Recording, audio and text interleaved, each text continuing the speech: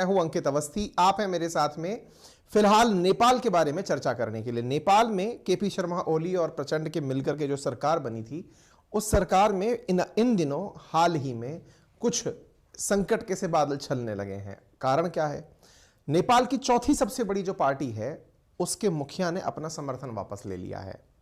यानी सत्ता के अंदर जिन्हें समर्थन दे रखा था, उनमें से एक पार्टी ने अपना समर्थन वापस ले लिया है। क्या है पूरी कहानी? आइए आज के सेशन में चर्चा करते हैं। आपको याद होगा, आज से लगभग 2 महीने पहले, डेढ़ से 2 महीने पहले हमने आपको एक सेशन किया था जिसमें बताया था कि नेपाल में चीन समर्थक सरकार बनी है। क्यों? क्योंकि यहां पर जो केपी शर्मा ओली हैं, वो एक प्रकार से चीन समर्थक हैं और कम्युनिस्ट पार्टी से हैं। ऐसी स्थिति में हमने पुष्प कमल दहल प्रचंड और केपी शर्मा ओली, इन दोनों से मिलकर बनी हुई सरकार में बताया था कि प्रचंड फिलहाल 2.5 साल तक सरकार के अंदर पीएम रहेंगे और उसके नेक्स्ट टाइम तक केपी शर्मा ओली रहेंगे। और इस प्रकार से यहां पर सरकार बन के आई थी और हमने अपने सेशंस में आपके साथ चर्चा भी की थी। ठीक है, अच्छा, फिलहाल क्या हुआ है? यहां की एक पार्टी है, उसका नाम है राष्ट्रीय स्वतंत्र पार्टी। उसने कहा है कि वो गवर्नमेंट से अपना समर्थन वापस लेती है। यानी देखिए, सरकार बनी है 26 दिसंबर को और आज आप खबर देख रहे हैं जिसमें लिखा है कि राष्ट्रीय स्वतंत्र पार्टी ने कहा है कि वो सरकार से अपना समर्थन वापस, स्वतंत्र पार्टी टू क्विट गवर्नमेंट, यानी कि सरकार छोड़ रही है और अपने मंत्रियों को वापस बुला रही है। Minister resign from Nepal cabinet and masses as rift inside ruling coalition intensifies. तो इसका मतलब यह हुआ कि इनके साथ गठबंधन में जो पार्टी थी, जिसका नाम राष्ट्रीय स्वतंत्र पार्टी था, वो सरकार से बाहर हो रही है। चूंकि पहले ही यह सरकार गठबंधन की सरकार थी, तो बड़ा सवाल यह बनता है कि गठबंधन की सरकार में इस पार्टी के चले जाने से कितने समीकरण बदलेंगे। तो इसको जानने के लिए हमें नेपाल की संसद की व्यवस्था पता होनी चाहिए। हमें पता होनी चाहिए किसके बारे में बात हो रही है। जिनके बारे में बात हो रही है वो है ये, इनका नाम है रवि। आगे इनके पीछे का जो सरनेम है लामछेवे कुछ है, वो मैं आपको बता दूंगा। फिलहाल इनको लेकर के सारा बवाल मचा हुआ है। ये कौन है? ये असल में फिलहाल जो सरकार बनी है उसके अंदर डिप्टी पीएम थे, यानी उप प्रधानमंत्री थे।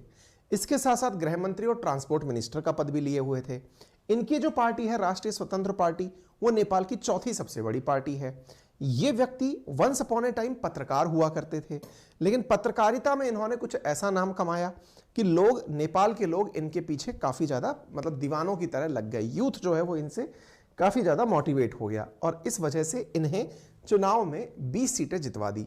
ऐसी स्थिति में नेपाल की सरकार के अंदर राष्ट्रीय स्वतंत्र पार्टी जो है, उसने हाल ही में क्या अपडेट दिया है कि वो रविवार को कहा कि पुष्प कमल दहल उर्फ प्रचंड की जो सरकार है, उससे हम अपना समर्थन वापस लेते हैं।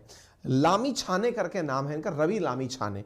और ये कहां से आते हैं? तो ये चितवन डिस्ट्रिक्ट से चुनाव लड़ करके आते हैं। अच्छा, अब मैं आपको थोड़ा सा पहले इनका राजनीतिक समीकरण समझा देता हूं नेपाल की पार्लियामेंट का, उसके बाद मैं आपको मुद्दा समझाऊंगा। देखिए, नेपाल के अंदर जो पार्लियामेंट है, जैसे हमारी 543 की लोकसभा है, ऐसे ही इनके यहां 275 सीटें हैं। उनमें से 138 सीटें जिस भी कोएलिशन के पास या किसी भी पार्टी के पास होगी, वो सरकार बनाएगा। तो इनके यहां पर जो बहुमत बनाने के लिए आवश्यक आंकड़ा है, वो फिलहाल नेपाली कांग्रेस, यहां पर आप देखिए एक बार के लिए, ये सारी की सारी पॉलिटिकल पार्टीज के समीकरण हैं, यानी किसके पास कितनी सीटें हैं, आप उस प्रकार से देख सकते हैं। फिलहाल 170 मेंबर जो हैं वो कोएलिशन के साथ में सरकार चला रहे हैं, जिसमें केपी शर्मा ओली और ये जो 2 प्रमुख दल हैं, कौन से? सीपीएन, यूएमएल और माओवादी सेंट्रल, ये 2 बड़े संगठन आपस में मिलकर सरकार चला रहे हैं, जिसमें आरएसपी यानी राष्ट्रीय स्वतंत्र पार्टी का जो 20 सीट दिखाई आपको देनी है। टोटल सीटों में सबसे ज्यादा सरकार के पास जो सीटें हैं वो नेपाली कांग्रेस के पास है, लेकिन वो सत्ता में नहीं है। ये जो सेकंड नंबर की दूसरी दिखाई दे रही है, सीपीएन, यूएमएल और माओवादी सेंट्रल, केपी शर्मा ओली और प्रचंड, इन दोनों ने तो मिलकर के क्या किया? देखो, ये तो चले गए अपोजिशन में, ये तो हो गए आउट कि भाई हम सरकार नहीं बना रहे, ये तो पहले ही आउट हो गए। बचे कौन? ये 78 सीटों वाले केपी ओली, ये क्या कर रहे हैं? 2.5 साल के पीएम, 2.5 साल के पीएम। ये 32 सीटों वाले माओवादी सेंट्रल के प्रचंड, ये भी 2.5 साल के पीएम। और इन्होंने पीएमशिप पहले ले ली, यानी 32 सीट वाला, सोचकर देखो, 275 सीटों में जिसके पास लगभग 10% सीटें हैं, वो व्यक्ति अपना पीएम बनाकर ले गया, और वो भी 2.5 साल के लिए। यानी गठबंधन की सरकार में कितने कॉम्प्रोमाइज हुए हैं आप देखिए। तीसरी, ये जो पार्टी आपको दिख रही है आरएसपी, संख्या के हिसाब से बात करें तो 1 2 1 2 3 4, ये चौथे नंबर की सबसे बड़ी पार्टी हो गई भाई। अगर संख्या के हिसाब से हम बात करें तो संख्या के हिसाब से ये यहां की 4th लार्जेस्ट पार्टी हो गई। अब 4th लार्जेस्ट पार्टी जो है आरएसपी, ये आरएसपी अपने 20 सांसदों के साथ रवि लामी छाने की स्थिति में रवि लामी छाने के साथ मिलकर के ये अपना डिप्टी पीएम बनाने में कामयाब हो गए। तो साहब इनका डिप्टी पीएम हो गया। अब डिप्टी पीएम वाली जो पार्टी है 20 सांसदों के साथ, इसने कहा है कि मैं आप दोनों को समर्थन देने से पीछे हट रहा हूं। कुल मिलाकर के 150 पार्लियामेंट के अंदर अभी सांसद हैं। नियम से चले तो 20 सांसद के हट जाने के बाद भी 150 सांसद बचेंगे।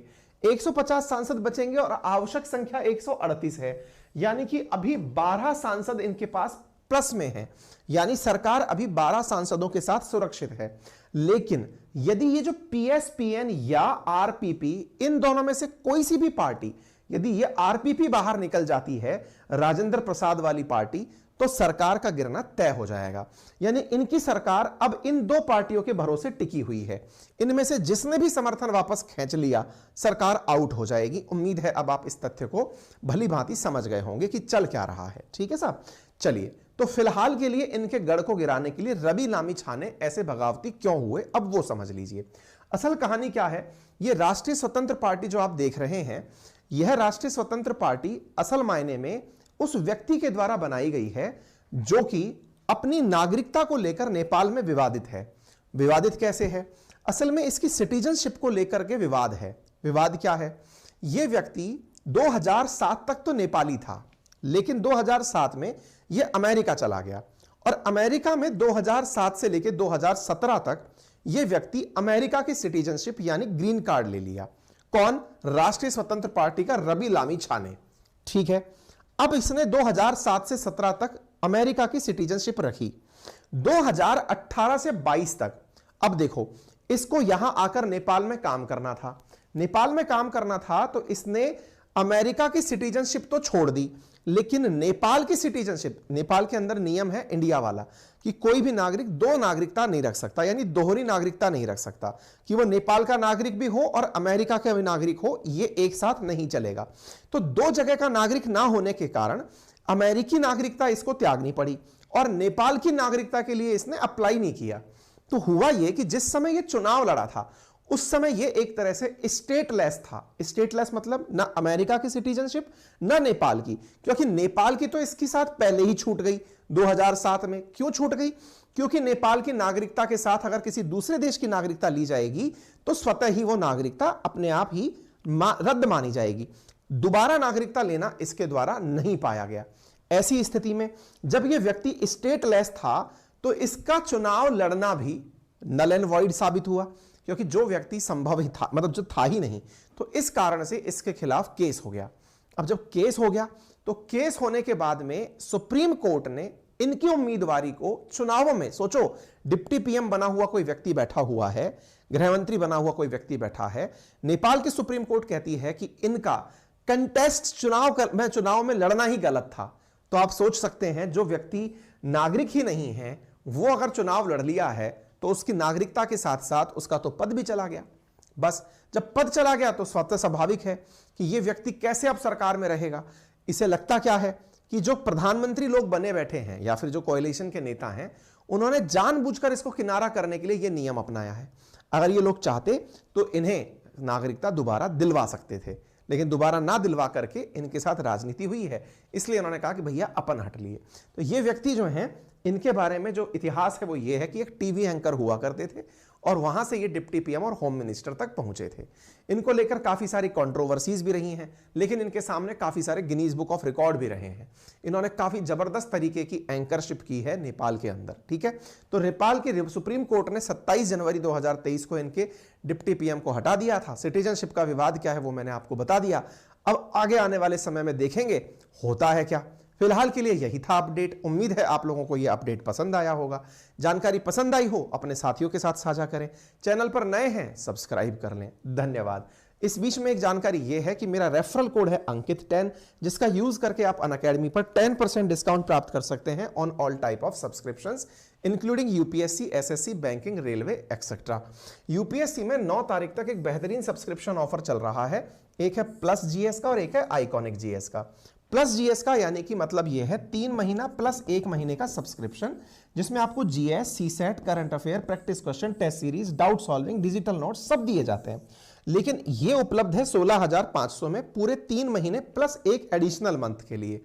यदि आप आइकॉनिक प्लान लेते हैं तो आपको इस दौरान प्रॉपर मार्गदर्शन यानी कि मेंटरशिप भी दी जाएगी, डाउट सॉल्विंग भी दी जाएगी। अगर आप दिल्ली में पढ़ने वाले विद्यार्थी हैं तो आपको लाइब्रेरी की फैसिलिटी दी जाएगी। ऑफलाइन टेस्ट देने की भी सुविधा आपको उपलब्ध कराई जाएगी मात्र 29,999 में पूरे 4 महीने के लिए। और आप इस कोर्स को लेने के लिए अंकित 10 रेफरल कोड लगाकर 10% का डिस्काउंट भी प्राप्त कर सकते हैं। फिलहाल के लिए इतना ही। अपना ख्याल रखें। धन्यवाद।